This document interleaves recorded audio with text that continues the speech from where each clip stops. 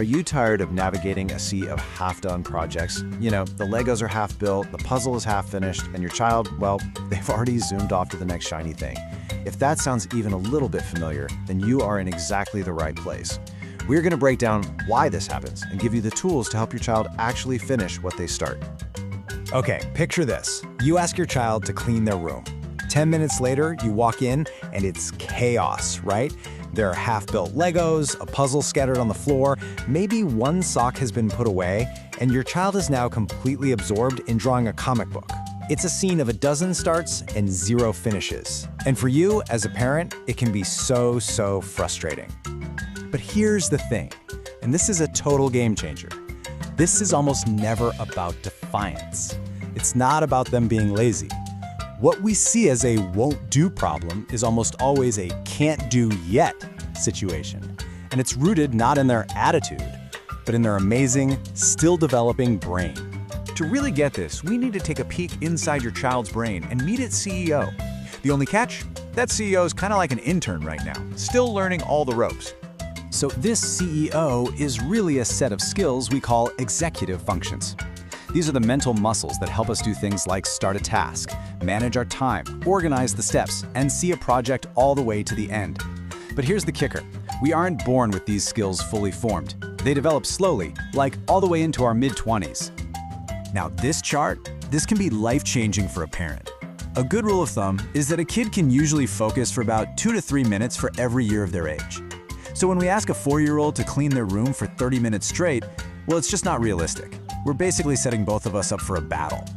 Just understanding this gap between our expectations and their brain's reality can prevent so much frustration. So knowing all that, how can we actually help? Well, we need to shift our role. We need to go from being a manager who's just giving commands to being a coach who's building skills. So let's get into your coaching playbook with some really practical things you can start using, like today. We're going to focus on 3 really powerful coaching techniques. First up is breaking big, scary tasks into tiny little chunks.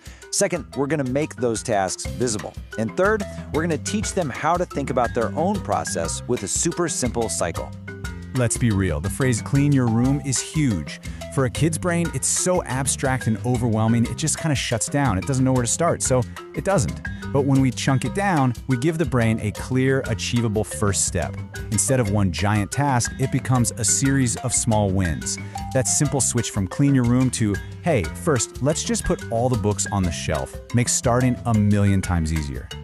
Okay, next up, make the plan visible. A child's working memory is like a tiny little sticky note. It just can't hold a bunch of instructions at once. When we use something like a picture checklist, we take that mental weight off of them. Suddenly, the checklist is the boss, not you. This turns an abstract routine like get ready for school into something concrete and way easier to follow. And speaking of visuals, let's talk about one of my absolute favorites, the visual timer. For a lot of kids, time is a really fuzzy concept. A task can feel like it's going to last forever. But a visual timer makes time, well, it makes it real. They can literally see the finish line getting closer and closer, which totally reduces their anxiety and makes it so much easier to stay on track for that short burst. And finally, this plan-do-review cycle is an amazing way to build your child's own little inner coach. Before you start, you plan it together. You know, okay, what's our first step? Then you do it, checking the plan as you go. And afterwards, this part is key, you review. Hey, that went great. What made it feel easier this time? This teaches them how to reflect on their own process, which is a huge building block for confidence. Okay, now that we know what to do, we have to talk about what to avoid. These are some super common coaching mistakes that we all make with the best intentions, but they can actually get in the way of progress. Listen to this because it is so important. When our kid is struggling with a puzzle piece or getting frustrated with homework, our first instinct is to just jump in and fix it for them, right? It feels helpful. But the research shows this actually makes them less likely to stick with it next time. It sends this subtle message that says, you can't do this, so I will. It robs them of that amazing feeling of struggling and then finally figuring it out for themselves.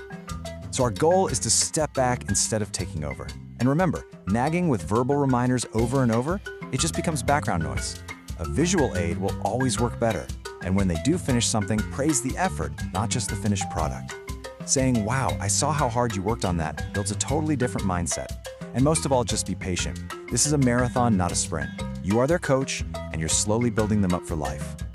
All right, let's zoom out and look at the big picture here. Helping our kids go from being a great starter to a great finisher, it isn't about nagging them more or creating fancy reward charts. It's really about a fundamental shift in our own thinking. So if you remember one thing, let it be this. Our job is to coach the skill, not to control the struggle. Every single time your child gets distracted or avoids a task, try to see it differently. It's not a moment for discipline.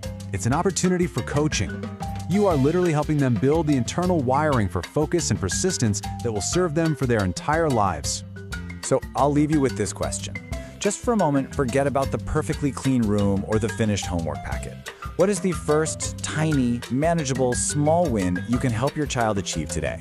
Because that is where this whole journey really begins. If you found this video helpful, please like, share, and subscribe. Comment your thoughts and tell us what topic you want next.